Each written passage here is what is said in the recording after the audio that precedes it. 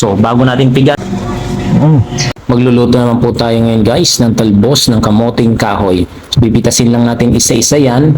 Pagkatapos nating mapitas, so ito na ang second process niyan, gagayat-gayatin na natin yan hanggang sa magayat natin lahat ng mga talbos na ating hinimay. Pangatlong proseso, magpapakulo ng tubig. Kapag kumukulo na, ilalagay natin lahat ng ginayat nating mga talbos ng kamuting kahoy. Ito ay namana ko pa sa aking ina. So sabi na aking ina, kapag magluluto ng ganito, kailangan pakuluan muna. So paulit-ulit na yung proseso natin sa paglalagay natin ng talbos ng kamuting kahoy sa kumukulong tubig hanggang sa mailagay natin siyang lahat. So after nating mailagay lahat, ang ating talbos ng kamuting kahoy ay pakukulaan natin ito ng I think 10 to 20 minutes. So ganun siya katagal. Ito na yung pang-apat nating proseso. After nating pakuluan, pipigaan natin siya. So bago natin pigaan, syempre dapat palamigin muna natin. Paulit-ulit na yung proseso niyan. After nating pigaan, ilalagay natin yan sa gata na mayroon ng timpla at pampalasa. Isasalang na lang natin yan ng ilang minuto para lutuin. At ayan nga, luto na ang ating ginataang talbos ng kamoting kahoy.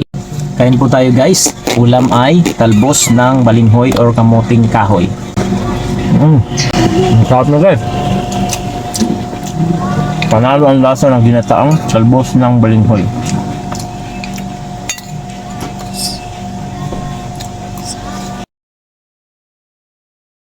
Ganito lang po kasimple ang buhay namin. Sobrang laking tipid kapag nandito ka sa linang or sa probinsya.